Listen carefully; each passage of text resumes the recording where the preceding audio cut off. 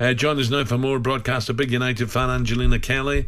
Angelina, good morning. Good morning, Angelina. Big game coming up. We'll talk about that the weekend. Title under Amorim.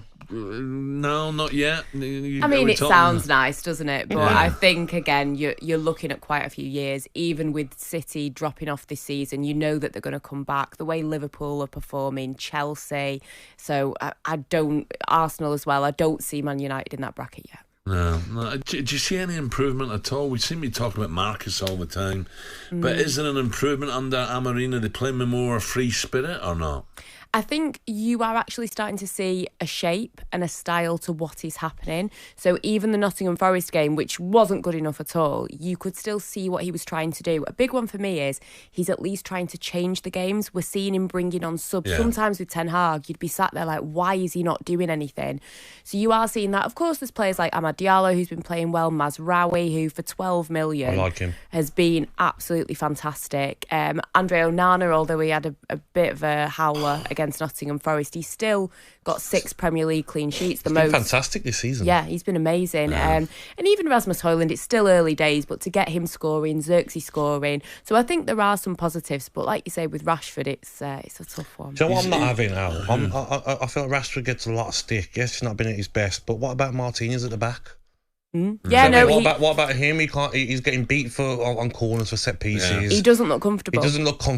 They talk about the butcher. I want to go to his butchers. Like, I think he's terrible. De Ligt's not good enough either. He's come in. There's a reason why Bayern Munich didn't want him. Yeah. There's a reason why Juventus didn't want him. I think some of the signings haven't been good enough. You thought maybe when he was the type of player, and when he was in Holland, you thought he's another Stam. But he's gone downhill for me. Yeah, with De Ligt, he went to Juventus, it didn't work out. He's at Bayern, it didn't work out. I think now that Euro is fit, having Euro, De Ligt and Lisandro Martinez, having them play a little bit together. But it's like, you mentioned with Marcus Rashford, I get that it's been difficult for him, and I'm not trying to be a hater on City, but you look at, Jack Grealish he's been goalless in 44 games for City. Phil Foden wasn't even brought off the bench. I think Rashford's not been good at all. However, I think when you look at, there are other players as well that drop off that I don't think get as much stick. Yeah. And fair enough, they've been better players, but you look at Phil Foden, how amazing he was. He's not even got a Premier League goal. Yeah. What about just looking ahead to the weekend? What's Pep thinking? What's Amorim He's having thinking? A meltdown, isn't he? Pep must be. The way that we're seeing him in these press conferences and things, he must be thinking, what is going on? And you think we all are. Yeah, like the Etihad game last season, Rashford did score the first goal. So you think if United can come with some energy, Amorim's already beaten Man City.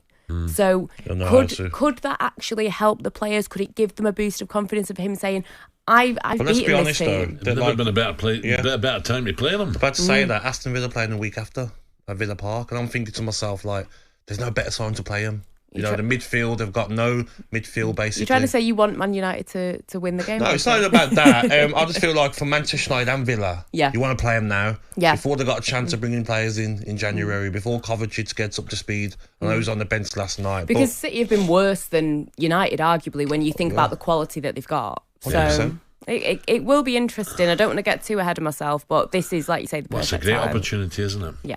Brilliant, Angelina. That's one quick one. So, has the roof been fixed yet? Has Amorim fixed the roof? I don't know if the roof's been fixed, but they're letting dead rats in, so it's getting better. It's getting better, of course. On Marcus Rashford, Troy Deeney thinks he's reaching the stage where he'll regret the way his career has tailed off. I was at the Arsenal game. Yeah. When he came on, there was no point bringing him on. It was an embarrassment when he came on. Walking around, tried to hit a massive dive, kicked it off the pitch. And then when all the players went over to the fans to clap, he was stood at the back. He was first one off. And I just thought, you're a baby. You're a baby. What is he, 27 now? Meant to be at the peak of your powers. Obviously, the financials are taken care of now. Who are you as a person? What do you stand for? And my worry, genuine worry for Marcus is, when this is all said and done, that he's going to regret not maximising it, because that's hard to live with. I agree. Well, it is, but sometimes you get in a rut. You know what I mean? You get in a rut and you try and get yourself out of it. It's his club. Like when he retires, you're going to look back. He might get sold by Manchester United. And you look back and think, do you know what I mean? Like, that was my club. Wayne Rooney went to Manchester United, unbelievable every game, fighting. This is your club. You're going to look back and think like, you know what, I took it for granted.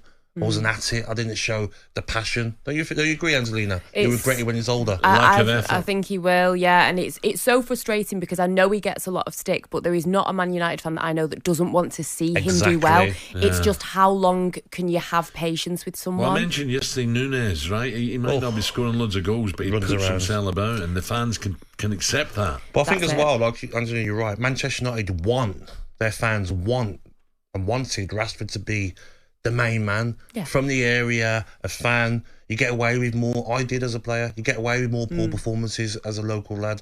But his form recently, it's like the fans are a bit like, we can't back you no more. This is it.